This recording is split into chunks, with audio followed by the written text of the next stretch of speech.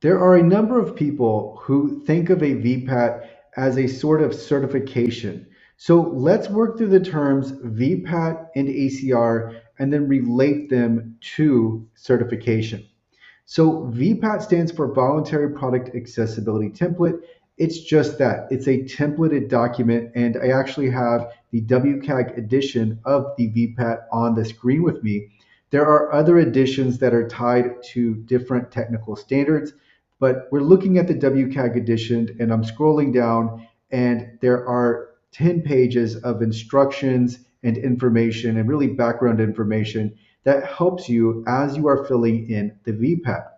When we get to the second half of the VPAT, we come across the ACR, the Accessibility Conformance Report section, and this is what we fill in to create the Accessibility Conformance Report, or ACR. We're going to discard all of those previous pages, and we're just going to focus in on the details page here, and then also the accessibility table. That is the second part of the ACR. So the first part of the ACR is the details, and then the second part is the accessibility table. So when we fill in this table and we have all of those details filled in as well, and everything is completed, then we have an ACR. But the ACR is not certification. It's just an accounting of the accessibility of a product or service. So we could easily have several criteria of a given technical standard where our product or service is not conformant with these criteria. So we have technical accessibility issues that exist for our product or service. Now, it doesn't mean that our product or service is wholly inaccessible. It just means that there are certain criteria in a given technical standard that we do not completely or meet. We don't completely meet or meet at all. But again, this document is merely providing a way for us to have an accounting of our accessibility. So just having an ACR, and remember, VPAT is the document, ACR is the completed document with all of the details and the accessibility information. So just having the ACR doesn't mean we have certification of accessibility. It just means that we have an accounting of the accessibility. Now, the other part of this is we're going to look at the integrity and the accuracy of the document, because we can have an ACR that was issued in-house.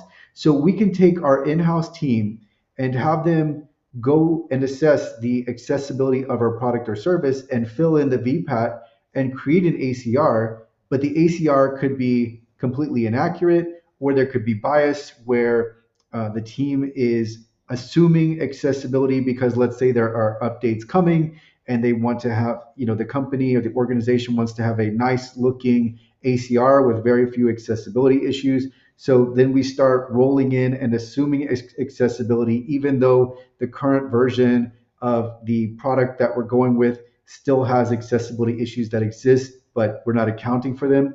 So what you will find is that buyers and procurement agents will scrutinize the actual document, the ACR, and they will find out, they will look for signs that it is inaccurate.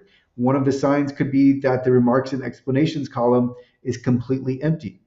And then another sign could be that it was issued in-house, because again, there's the tendency for bias and the tendency to look past certain accessibility issues. So it's important that the ACR is a result of an audit that is conducted, that where the audit is thorough, meticulous, and it is conducted by a knowledgeable technical accessibility expert who has experience and again expertise in accessibility. So that's what's important when it comes to the ACRs. We want to make sure the document has integrity and is accurate.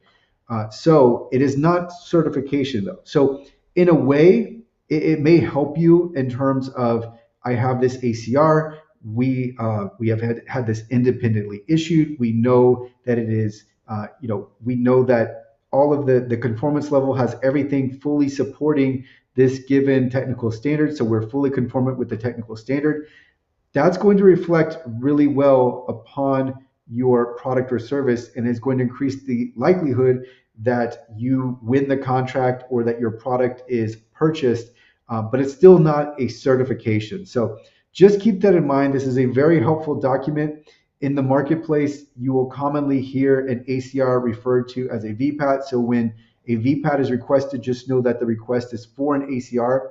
This is not going to be a certification, but it is going to be a document that reflects the accessibility of a product or service, and it really is an accounting of the accessibility of a product or service. And this is also not an audit. An audit is going to have much more details, but this is going to have the accessibility condensed down to this column that I have on the screen with me, the conformance level column. We are going to condense accessibility down to whether we fully support, partially support, do not support, or the criterion is not applicable, or in the case of AAA success criteria for the Web Content Accessibility Guidelines, we can even have not evaluated. The point is, as this conformance level is really going to condense and distill the accessibility status of our product or service down to whether or not we support the given success criterion, which is going to be in this furthermost left column, where we have each of the criterion for a given version and conformance level of the Web Content Accessibility Guidelines. We're going to we're basically going to say whether or not our product or service is conformant with all of these different criteria. So that's what this is. It's an accounting. It's not a certification, although it can have a very similar effect to would-be certification. It can have an effect of really helping you move past accessibility because you have this document.